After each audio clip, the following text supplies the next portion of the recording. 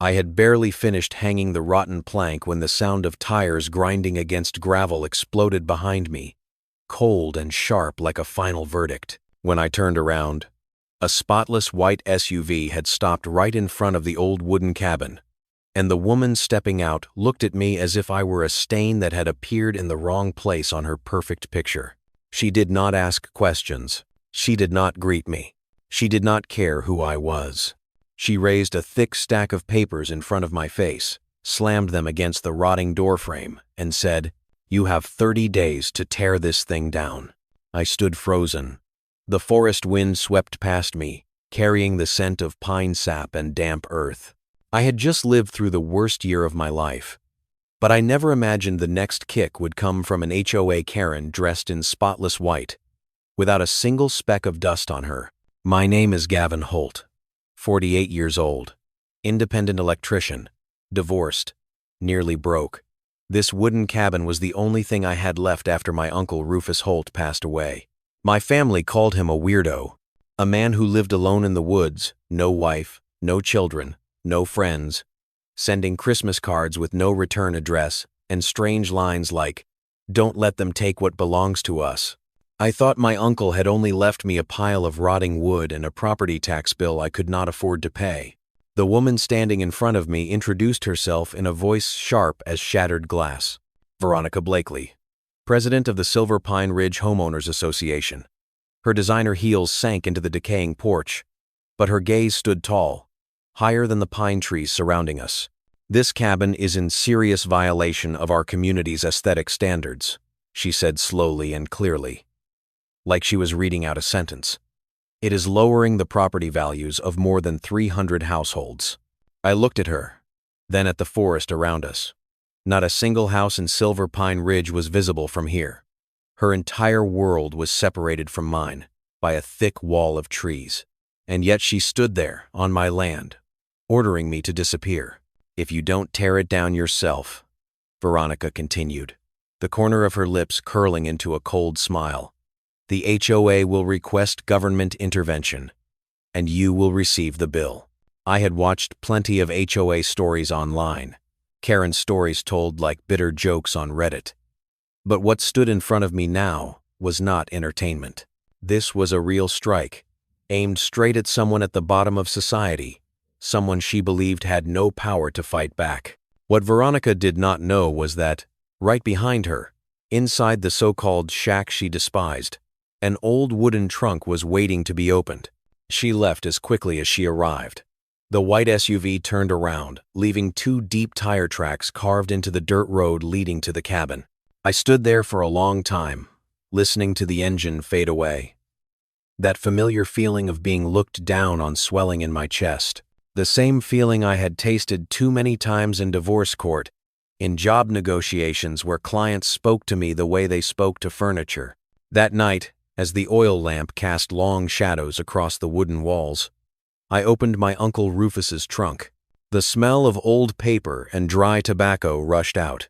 Inside was not money, not gold. It was documents, a lot of documents. Yellowed survey maps, property tax receipts stretching across generations, and at the very bottom, a single document that made my heart stop for several beats. A railroad deed, signed in the year 1881. I spread the map out on the table. The boundary lines were drawn in faded black ink, but they were still sharp. I traced them slowly with my finger, until I understood the truth my uncle had carried his entire life. Silver Pine Ridge, the entire luxury development, the white houses, the perfect lawns, the community pools, the gleaming electric vehicle charging stations, all of it sat squarely on 1,600 acres of land bearing the Holt name. I sank into a chair and let out a long breath. Veronica's contemptuous voice echoed in my head, her eyes when she spoke as if I were nothing. Outside, in the dark forest, the lights of the wealthy neighborhood glowed against the sky like a challenge. She had chosen the wrong person to threaten, and she had no idea that the most underestimated man in this story was the one holding the entire board in his hands. I almost turned the truck around halfway down the road. The dirt road leading into the forest was long and narrow, winding as if it were deliberately testing those who did not belong there. The old pickup groaned every time it climbed a hill, and my hands tightened around the steering wheel as I wondered what I was even doing with my life. 2 weeks earlier, I was still crammed into a tiny apartment in Kansas City. Now, I was driving toward a rotting wooden cabin that most people considered worthless. 48 years old, divorced less than a year, debt clinging to me like a shadow. Some mornings I woke up wondering if it was already too late to start over. My ex-wife kept the house. I kept the bills. My freelance electrician work was enough to survive, not enough to hold my head high. Clients talked to me like I was part of the wall they wanted fixed. Nothing more. Then Uncle Rufus died. I barely knew him. In my family, his name was always mentioned with a shake of the head. A man who lived alone in the woods. No wife. No children. No parties. Every year he sent a Christmas card with no return address, messy handwriting, and a few lines that made people uncomfortable because they did not understand them. Hold on to what belongs to you. Do not trust men in clean suits. My father used to call him a stubborn fool, a man who knew too much for his own good and refused to bow his head. The last time I saw him, I was 12 years old. I remember him standing in our yard, arguing with my father about some old piece of land. I did not understand anything back then. I only remember his eyes, not angry, not afraid. The eyes of someone who knew he was telling the truth, even if no one wanted to hear it. The lawyer called me after the funeral. His voice was neutral and polite. He said, I had inherited a property in Jasper County, a few acres of land, an old cabin, possibly a sizable tax bill. I almost said no right away. I could not afford another problem, but I drove out there anyway. When the pickup finally crawled to a stop, my heart sank. The cabin looked like a prop from a backwoods horror movie. The metal roof sagged like an old man's spine. The windows were held together with yellowed tape. The porch steps creaked under my weight, as if they were waiting to collapse. But when I stepped out of the truck, something shifted. No horns. No neighbors shouting through paper-thin walls. Just wind moving through pine branches, and the distant sound of creek water flowing over rocks. The air was so clean it made my lungs ache when I breathed in. The smell of damp earth, dry leaves, freedom. I stood there for a long time, feeling like for the first time in years, the world was not demanding that I be anything else. Inside the cabin was worse. Furniture draped in white sheets thick with dust, mouse droppings scattered across warped wooden floors, that heavy abandoned smell, the smell of time and loneliness. But I saw what others would not. Hand-hewn oak beams, a solid stone foundation, the kind of craftsmanship built by men who vanished along with an era no one bothers to repair anymore. On the kitchen table sat a letter. Gavin, if you are reading this, it means I have gone far enough that I am no longer arguing with anyone. Do not let them take what belongs to our family. Open the trunk. The truth has waited long enough.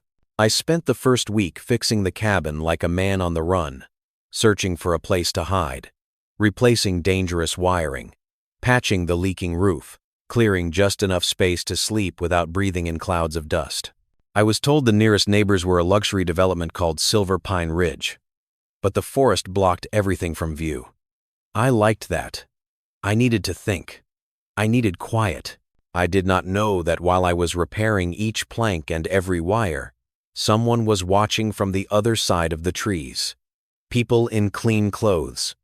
People used to giving orders. People who believed a divorced electrician living in a wooden cabin could never be a threat. They underestimated me, and they had no idea that the man they were about to crush was standing on a truth heavy enough to bring their perfect world crashing down. The county's gray pickup truck ground against the gravel at 7 in the morning, and the moment I heard that sound, I knew the piece was over. The man stepped out, wearing a light-colored shirt, his collar already dark with sweat even though the air was still cool. He held a thick clipboard against his chest, like a shield. His eyes avoided mine. His steps heavy. The kind of man who did not come to ask questions, but to pass judgment. "My name is Harold Puckett," he said, his voice rough. "County building inspector. We received reports of violations on this property." He handed me a stack of papers so thick my arms sagged when I took it. I flipped the first page, then the second, then the third. My heart beat harder with every cold line of text. Unpermitted electrical work, non-compliant septic system, structural hazards, illegal occupancy of a substandard dwelling. Each item had a number written in black ink beside it. When I added them up, the total fines came to $52,000. Enough money to erase any chance I had of starting over. "You have 60 days, Harold said, his tone flat, like he was reading an instruction manual, "to fix everything. If not, the county will proceed with seizure." I looked at him, at the sweat sliding from his temple down to his collar, at the slight tremble in his hand gripping the clipboard. He was not comfortable doing this. "Do you know what I have been doing all week?" I asked. "I have been fixing things to code. I am an electrician. I know the regulations." Harold swallowed. "I just respond to complaints." "Whose?" He looked away so fast I did not need an answer. His face flushed red, like he had just been slapped. "We do not disclose the identity of the reporting party." I laughed, but it came out dry and hollow. In my mind, I saw designer heels planted on my porch, a cold voice talking about aesthetics and property values. Veronica Blakely did not need to show up again. She had sent the government to do her dirty work. After Harold left, I sat on the sagging porch steps for a long time. The stack of violation notices rested on my lap, heavy as a stone. That familiar feeling returned. The feeling of being crushed by a system designed to wear people like me down. I had seen it in divorce court. I had seen it when big companies squeezed my prices, knowing I had no real options. But this time, something was different. That night, I opened Uncle Rufus's trunk again. Not out of curiosity, but out of cold anger. I read every letter, every slanted line written in pencil. Correspondence between my uncle and Silver Pine Ridge stretched across decades. Demands to stop interfering with community development. Warnings about baseless complaints. Threats of legal action. My uncle's letters grew shorter over the years. Fewer words, sharper words, but never a signature of agreement. Never surrender. At the bottom of the trunk lay a bundle of old survey maps, every single one matching the same boundaries. That was when I realized Uncle Rufus had not just been hiding in the woods. He had been fighting. Alone. In silence. For years. 3 days later, while I was installing a new outlet inside the cabin, Harold returned. He looked different. More exhausted. Like someone who had not slept. "About the complaints you filed," he said, his voice lower than before. "I am just a citizen," I replied, "making sure the law is applied fairly." Harold sighed. "Some of the violations at Silver Pine Ridge are complicated. There were older approvals, grandfather clauses." "Funny," I said. "Those clauses never applied to my cabin." The sweat returned. He stared at the ground. There might be room for compromise. I stayed silent, letting him continue. "After reviewing everything," Harold said quickly, "most of your electrical work is actually compliant. The septic system has permits from many years ago. There may have been a paperwork error." I heard the truth in his voice. Not because I was weak, but because I had touched something sensitive. "The fines," he said, "can be reduced significantly. From $52,000 down to a number small enough to be called symbolic." When his truck disappeared down the road, I stood alone in the forest, listening to the engine fade away. I understood the game better than ever. The law was not a club, it was a lever, and it only crushed those who did not know how to grab the other end. Veronica thought I was just an electrician living in a wooden cabin, an easy target. What she did not know was that every time she pulled the system toward herself, she was also pulling me closer to the truth my Uncle Rufus had protected his entire life. And that truth, once exposed, would not just shake this cabin. It would crack the perfect community she ruled over. I started driving through Silver Pine Ridge early one morning, while the mist still hovered over lawns trimmed so perfectly they looked artificial. One slow pass was all it took for me to notice things outsiders would never see. My trade taught me to look where others do not. It taught me to hear the faintest hum inside systems that seem silent. White painted houses stood in perfect rows, garage doors half open, electric vehicles resting like well-cared-for pets. Everything looked flawless. But perfection always hides something. I pulled over to the curb and stepped out, pretending to check my phone. An electric vehicle charging station mounted on the wall of a corner house caught my eye immediately. The wiring ran the wrong direction. The protective housing did not meet standards. There was no inspection seal, a violation serious enough to carry a 5-digit fine if the law were applied correctly. I took photos. A few houses down, the garden lights were so bright they made me squint, even though it was not dark yet. The beam angles were wrong. The illumination exceeded legal limits. I took notes. Fences taller than allowed. Driveways crossing property lines. Outdoor electrical boxes without proper weather protection. I photographed. I measured. I documented. Every house I passed felt like a fresh coat of paint covering a system built on compromises and connections. I had wired places like this back when I worked for big contractors. I knew where corners were cut. I knew when inspectors looked the other way. I knew the difference between code-compliant and quietly approved. That afternoon, I sat inside the cabin with the kitchen table buried under paperwork. Legal codes, technical standards, neighborhood maps. I did not write emotional complaints.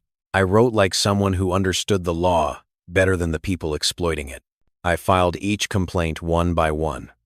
Not one, not 10, more than 100.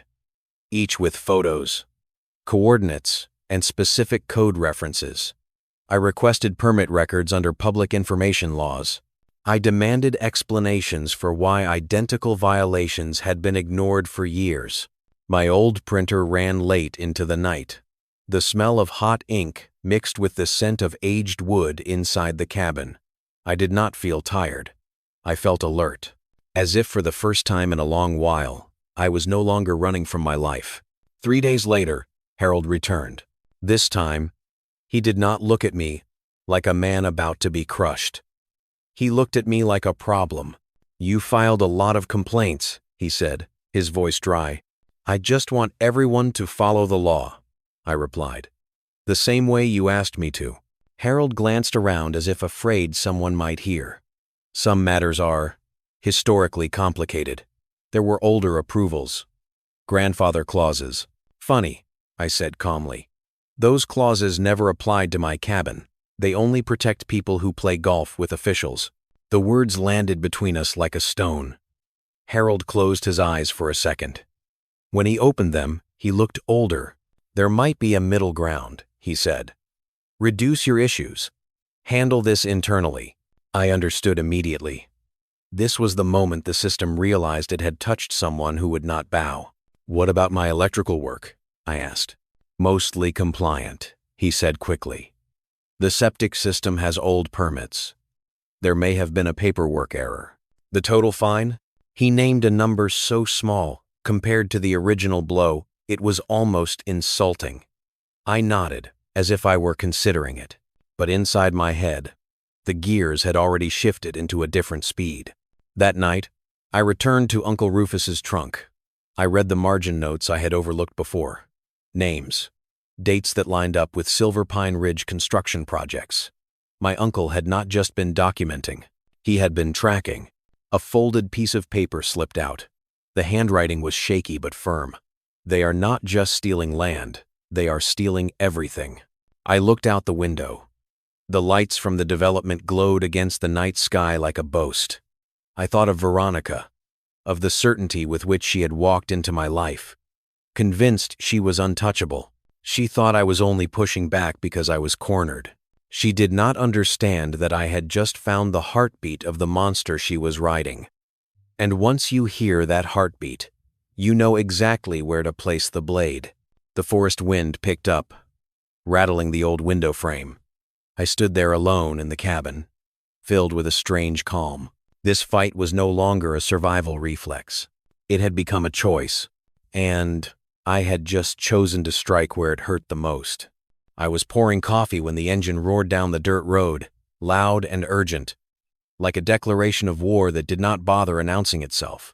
Veronica's white SUV stopped in the same spot as before, its tires crushing the gravel I had just leveled the day before. This time, she was not alone. A sleek black sedan pulled in close behind. The door opened. A tall man stepped out. Dark suit, polished leather shoes reflecting the gray sky. A lawyer. I did not need an introduction to know that. Veronica moved forward, her face calm, as if everything were unfolding exactly according to her script. "We need to talk," she said, her voice sweet enough to feel cold, "about your interference with essential community infrastructure." Downs 1. The man beside her opened his briefcase and removed a set of documents, his movements smooth, like he had practiced them in front of a mirror.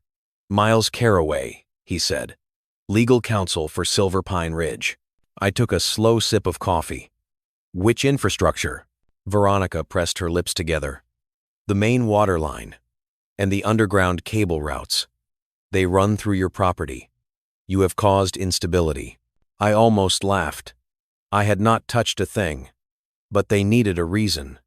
The lawyer continued, his voice steady and confident, like he was reading the fine print of a car lease. "We are prepared to offer reasonable compensation, $600. One time, in exchange for permanent access rights. $600. Permanent." I set my coffee down and looked straight at Veronica. In that moment, I saw the familiar confidence of someone used to putting a price on things that did not belong to her. "And if I refuse?" I asked. The lawyer did not hesitate. "The county takes disruption of water services very seriously." Veronica nodded, as if negotiating with a stubborn child. "We do not want to escalate this, but if necessary, we will."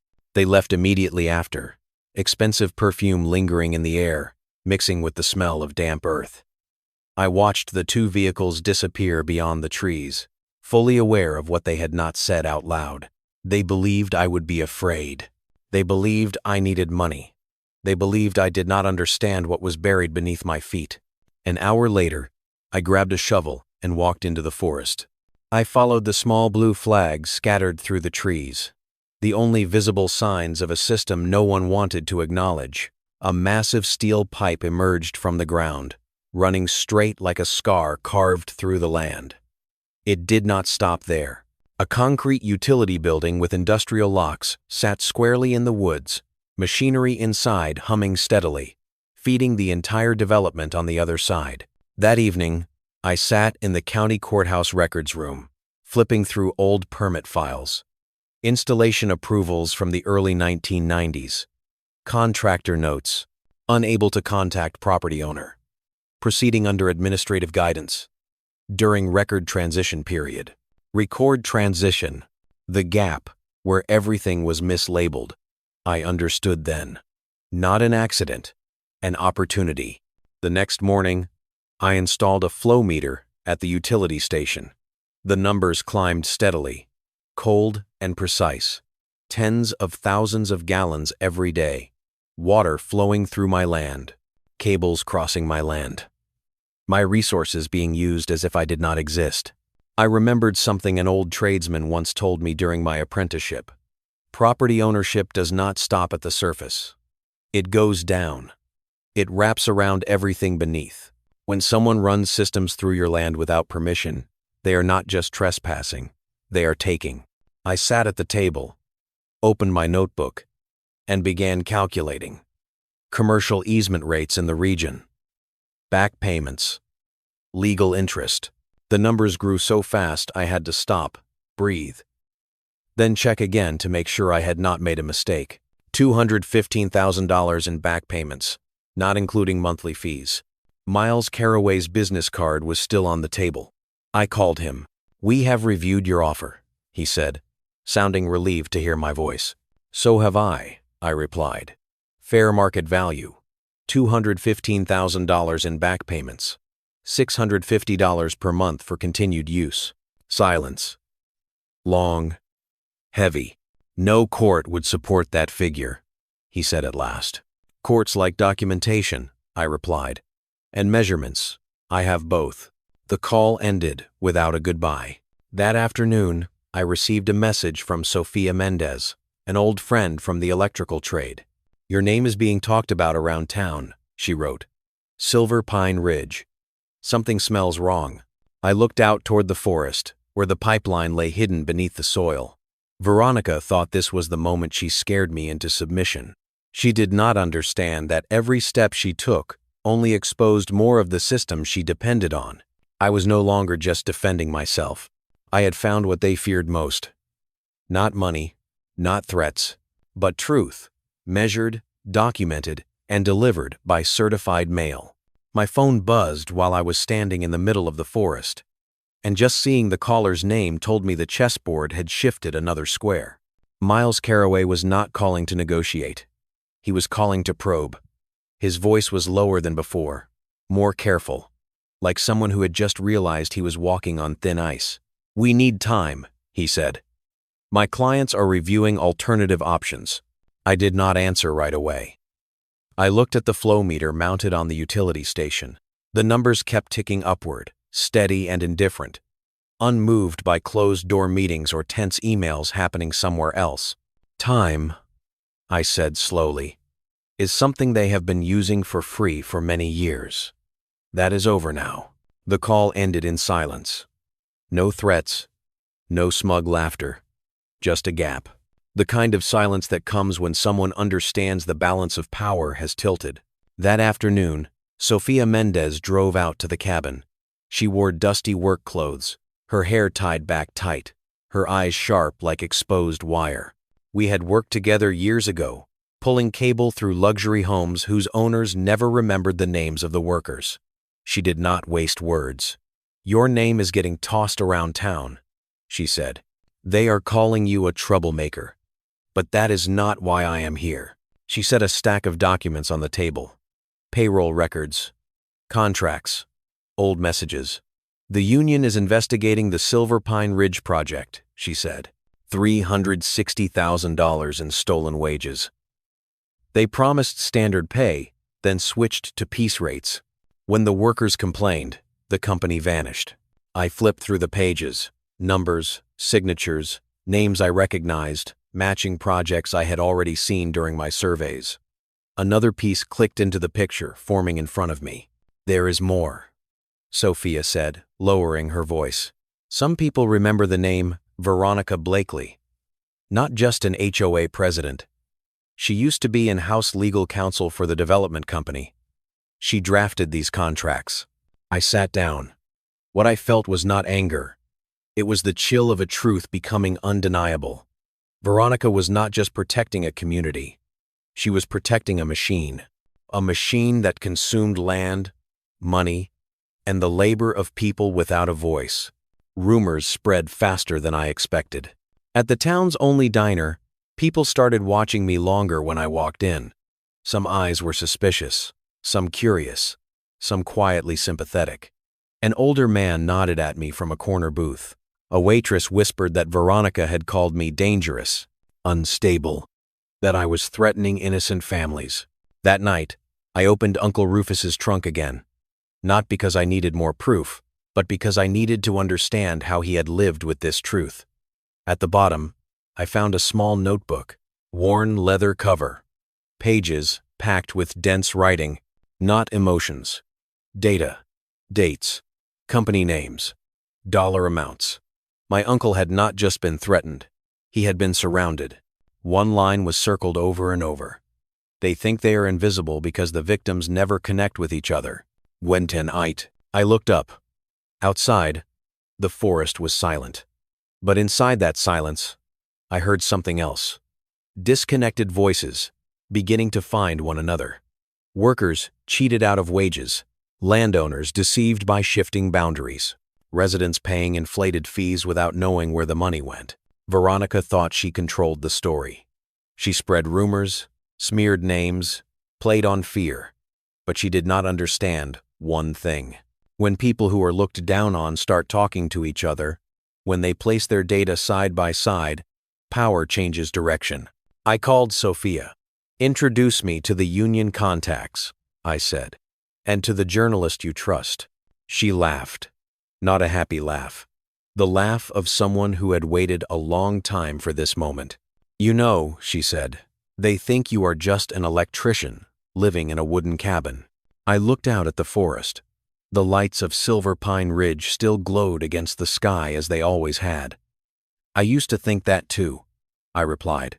That night, I did not sleep. I organized documents, backed up files, built lists, not to attack, but to prepare for something bigger, a confrontation that would no longer happen behind closed doors. Veronica had pulled more people into this fight, without realizing that every new person who stepped in was standing closer to a truth she could not control. I was no longer reacting. I was building a coalition. And when the lights finally came on, I would not be standing there alone. That morning, I walked into the town diner and every conversation stopped at once, as if someone had just pulled the plug on the room. I had not even ordered coffee yet when I felt it. Not open hostility. It was the heavy air of whispers abruptly cut off. Quick glances, then eyes turning away. Measuring looks. Veronica had begun her campaign, and she chose the dirtiest path possible. By noon, I knew exactly what she was saying. A newsletter had been stuffed into mailboxes all over town, printed on glossy paper with a bold headline about protecting families from potential threats. It did not mention my name. It did not need to.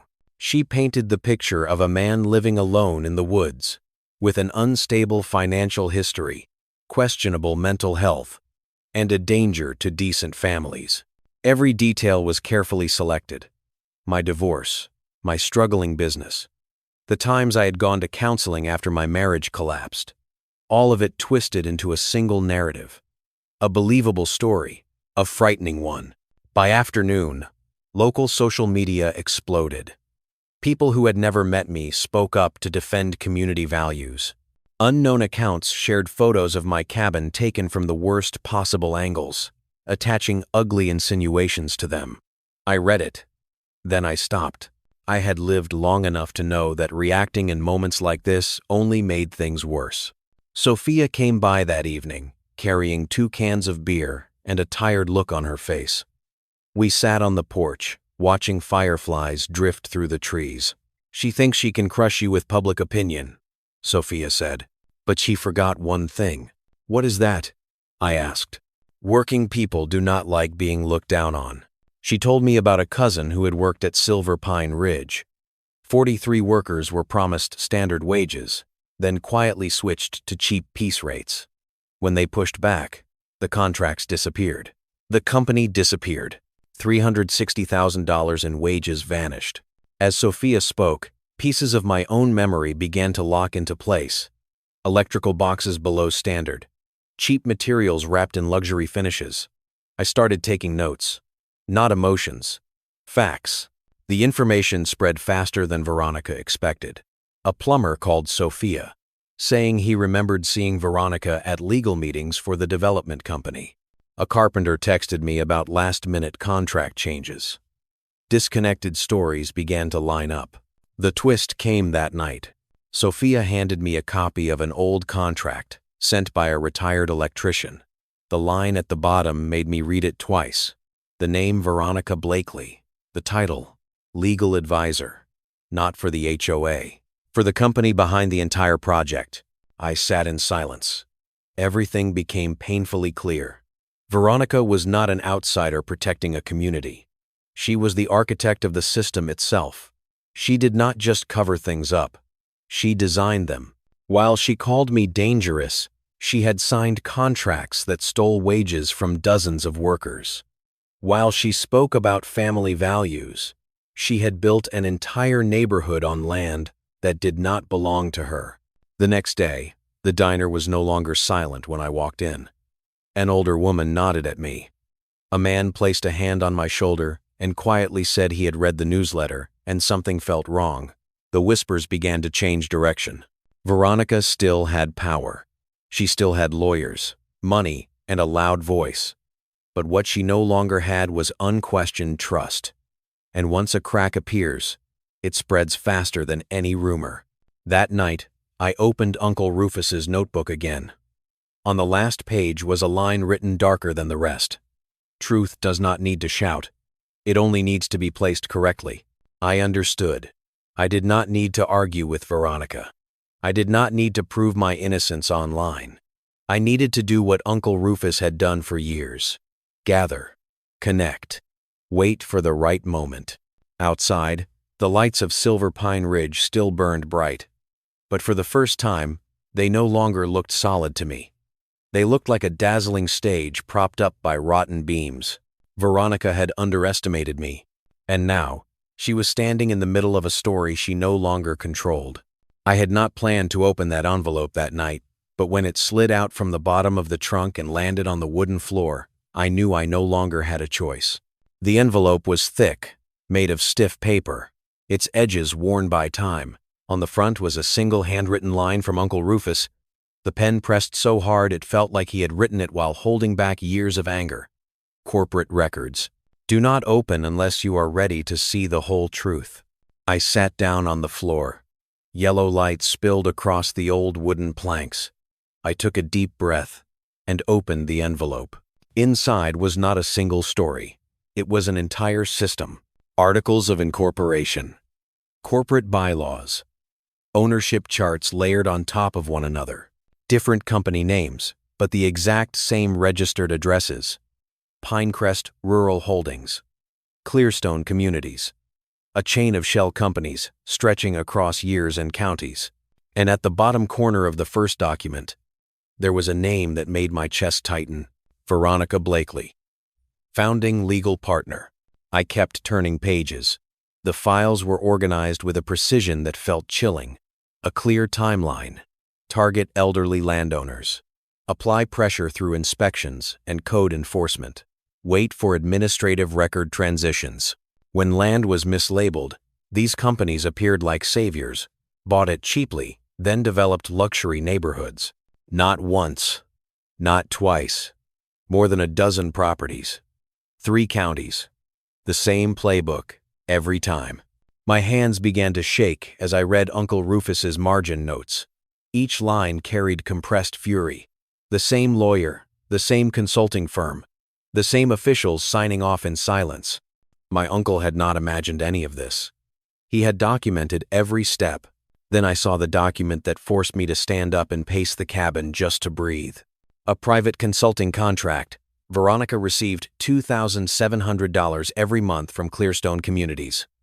Undisclosed, unreported, for years. The total amount was far too large to be dismissed as a mistake. She was not just the head of the HOA. She was taking money from both sides, from residents and from the management company. One hand pulling cash from families who trusted her, the other signing contracts that exploited workers and seized land. I finally understood why Uncle Rufus had lived so isolated. Carrying a truth like this was like holding a bomb no one believed was real. I called Sophia immediately that night. Her voice dropped when I read the company names and the payment figures aloud. "If this is true," she said, "this is no longer a local issue." The next morning, Eli Turner arrived at the cabin. An investigative journalist with dark circles under his eyes and a recorder bag that looked like it had survived many battles. He did not talk much. He read, took notes, photographed documents. With every page he turned, his expression grew tighter. "This is a network," he said finally. "Not a power-hungry Karen. A deliberate model." We sat around the kitchen table, papers spread out like a battlefield map. Eli began connecting timelines to development projects he had previously investigated. Everything fit together too perfectly to be coincidence. "You need one more person," Eli said. "Someone who understands land law and who is not afraid of big names." That name came from Sophia, Judge Lillian Park, a retired judge who had handled the most complex land disputes in the region. We met her that afternoon in a study filled with books and the smell of strong coffee. She did not need many words. She read quickly, precisely. When she looked up, her expression was no longer curiosity. It was the cold excitement of someone who had just spotted a beautiful chess position. "Do you know what you are holding?" she asked. "I do," I said, "but I do not know how to use it without hurting innocent people." She nodded. "Good. Because you could do the worst thing to them right now. But that would not be justice. That would only be revenge." She stood, grabbed a notebook, and sketched a few lines. "This is the smart path. Land, not houses. Ground rent. Transparency. Force them to expose themselves when they try to hide." As she spoke, it felt like someone had turned on a light in a dark room. Uncle Rufus had gathered the truth, but he never had anyone who could help turn it into justice. When I left Judge Park's place, it was already dark. I stood on the cabin porch, looking toward the distant glow of Silver Pine Ridge. Before, those lights had felt like symbols of untouchable power. Now, I saw them as numbers on paper. Measurable, provable, reversible. Veronica thought she was facing an isolated man in the woods. She did not know that behind me now stood a chain of truths, clear-minded people, and a strategy refined enough to make her own system collapse in on itself. That night, I slept deeply. Not because I was exhausted, but because for the first time, I knew this fight had an exit. 312 certified letters were sent out in a single morning, and by noon, the entire Silver Pine Ridge was buzzing like a hive struck with a stick. I was not inside the development when it happened. I was out in the forest with the survey crew, listening to steel hammers drive stakes into rock-hard soil. Each sharp udar landed like a final period on decades of lies. GPS technology drew boundaries with ruthless clarity. There was no room left for interpretation, no gray areas. Every steel stake driven into the ground was a silent declaration that could not be argued away. At the same time, the letters reached every household. No threats, no theatrics, just the truth. Carefully written, explaining land ownership, residents' choices, and a clear path toward transparent negotiation. I did not talk about forcing anyone out. I talked about fair ground rent, about purchase options, about separating innocent homeowners from the people who had exploited them. 48 hours later, my security cameras captured Veronica Blakely driving her white SUV along the property line at 3 in the morning. Her headlights swept across the trees like she was searching for an escape route. She sat in the car for a long time, phone pressed to her ear, her posture rigid. The woman who once walked into my cabin with pure arrogance now looked like someone backed into a corner. An emergency HOA meeting was called that same night. I did not need to be there to know what happened. Sophia knew someone who had done electrical work at the community center. A recording system had never been fully removed after earlier repairs. What we heard later went far beyond anything I had imagined. Veronica stood at the front of the room, her voice sharp and raised. She called my letters a scam. She called me unstable, accused me of abusing legal technicalities to terrorize decent families. But this time, she no longer owned the room. An older woman stood up. She had once been a high school teacher. Her voice shook, but it was firm. She said she had read the documents 3 times. Railroad deeds from the previous century, continuous tax receipts, survey maps that matched perfectly. She asked Veronica directly what evidence proved those documents were fraudulent. Veronica answered with vague language about legal complexity. Then another man stood up, a plumber. He asked why the community water system had no lawful easement. The question dropped into the room like a stone. Veronica deflected. The twist came from someone no one expected. Kendra Lawson, the HOA treasurer, stood with a folder clutched in her hands. Her voice trembled with anger. She announced the results of an independent audit she had quietly conducted over months. Clearstone Communities had charged double for multiple services. Roughly $180,000 per year vanished into vague expenses. Then she continued, slowly and clearly. Veronica Blakely had been receiving $2,700 per month in consulting fees from that same company, unreported, undisclosed, for years. The room exploded. Families who had trusted Veronica stared at one another in shock. People who had defended her began asking questions. Veronica tried to regain control. She spoke about the complexity of community management, about how everything would collapse without her. But it was far too late. Within hours, my cameras documented desperate moves. Anonymous calls to the health department claiming my cabin was a public hazard. Fake reviews appearing on my business page, accusing me of sloppy and unsafe work. A private investigator hired to dig through my past. 3 days later, that investigator called Eli Turner. His voice sounded exhausted. He said he found nothing beyond a messy divorce and a man trying to rebuild his life.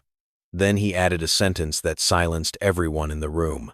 Veronica had asked him to fabricate evidence, to invent a story, to destroy Sophia's credibility and the union. That was the fatal mistake.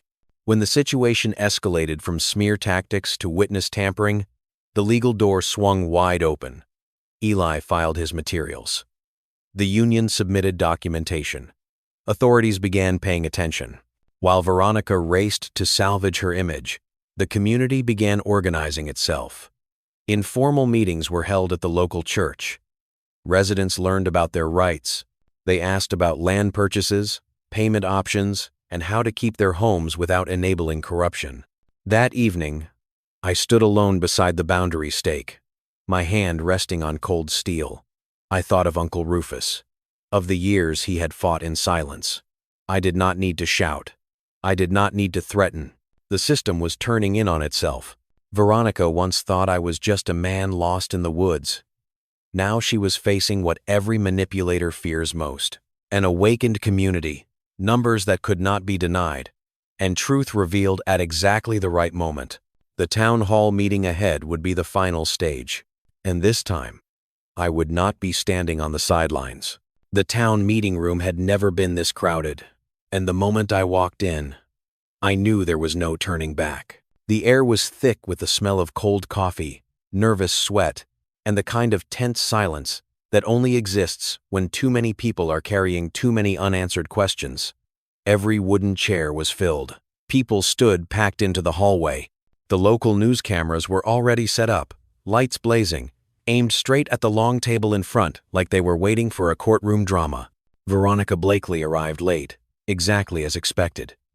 She wore a dark blue suit, her hair perfectly styled, her face carefully made up to hide sleepless nights. 2 lawyers walked beside her, their posture confident, but their eyes kept scanning the room.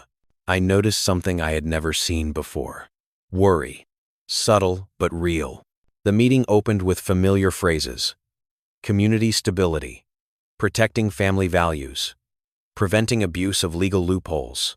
Veronica spoke smoothly, her voice trembling at just the right moments, pausing at just the right beats. A flawless performance for anyone who had not read the documents. Then it was my turn. I stood up. I did not raise my voice. I did not need to. The room was quiet enough to hear the soft rustle of paper as I opened my folder. I talked about land, not houses, about railroad grants from the previous century, about property tax receipts paid consistently across generations, about boundaries surveyed with modern technology, steel stakes still standing outside, cold and undeniable. I looked across the room. Familiar faces, families with young children, retirees, people who had bought their homes believing everything was legal. I said clearly that I was not there to force anyone out of their homes. I was there to separate innocent residents from the people who had exploited them. An older woman stood up, a retired teacher. She asked Veronica where the evidence was, if these documents were fake. Veronica began to answer, but her voice was no longer steady. Another man stood, a plumber.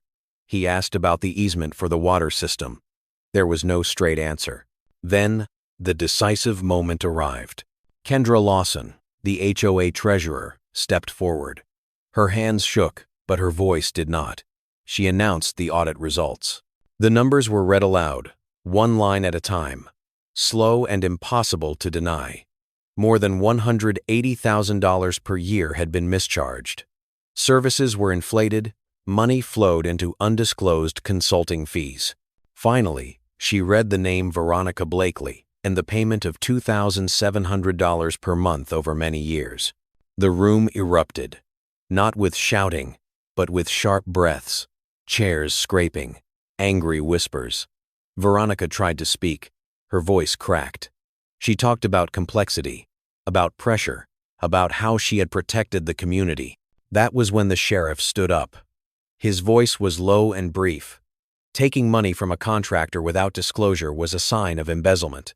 The room went completely silent. The county commissioner struck the gavel. The government formally recognized my legal ownership of the land. At the same time, all financial records related to the HOA and the management company were referred to higher investigative authorities. Veronica turned and looked around the room. The arrogance was gone. What remained was a woman, realizing the story she controlled had ended. When the residents voted on the spot to remove her as HOA president, she stood frozen for a few seconds, then turned and walked away under the glare of the cameras. 5 months later, I stood on the porch of the renovated cabin, watching the sun rise through the pine forest. The final agreement had been signed. Residents purchased land use rights on a long-term plan.